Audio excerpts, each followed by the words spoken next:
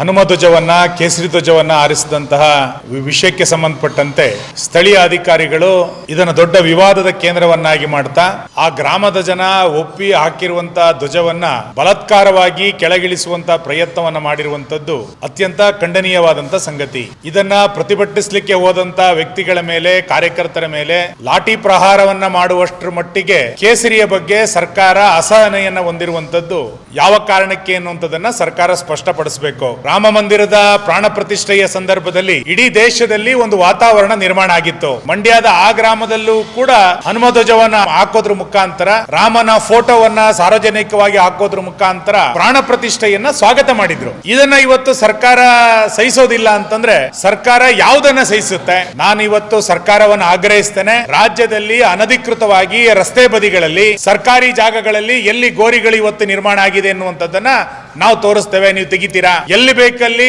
ಹಸಿರು ಧ್ವಜಗಳನ್ನ ಬಹಳ ದೊಡ್ಡ ಪ್ರಮಾಣದಲ್ಲಿ ಬೇರೆ ಬೇರೆ ಹಾಕ್ತಾ ಇದ್ದಾರೆ. ಹಾಗಾದ್ರೆ ಅದಕ್ಕೆ ನಾವು ಇವತ್ತು ಆಕ್ಷೇಪಣೆಯನ್ನ ಸಲ್ಲಿಸಬೇಕಾ? ನೀವು ಅದನ್ನ ತೆರವು ಮಾಡಲಿಕ್ಕೆ ದಿಟ್ಟತನವನ್ನ ಸರ್ಕಾರ ಕ್ರಮ ಕೈಗೊಳ್ಳುತ್ತಾ? ಇದನ್ನ ಸರ್ಕಾರ ಸ್ಪಷ್ಟ ಮಾಡಬೇಕು. ಕೇವಲ ಕೇಸರಿ ಕಂಡಾಗ ಮಾತ್ರ ಪೊಲೀಸ್ ಇಲಾಖೆಯನ್ನ ದುರುಪಯೋಗ ಮಾಡಿಕೊಂಡು ಅವರ ಮೇಲೆ ಹಲ್ಲೆಯನ್ನು ಮಾಡುವಂತ, ಲಾಠಿ ಪ್ರಹಾರವನ್ನ ಮಾಡುವಂತ ಸರ್ಕಾರ ಉಳಿದ ಕಡೆಗಳಲ್ಲಿ ಅನಧಿಕೃತವಾದಂತ ನಿರ್ಮಾಣಗಳು ಏನಾಗಿದೆ ಇದನ್ನ ತೆರವುಗೊಳಿಸಲಿಕ್ಕೆ ಸರ್ಕಾರದ ನಿರ್ದೇಶನ ಏನಿದೆ, ಸರ್ಕಾರದ ಕ್ರಮ ಏನಿದೆ ಅನ್ನೋದು ಕೂಡ ಸ್ಪಷ್ಟ ಮಾಡಬೇಕು.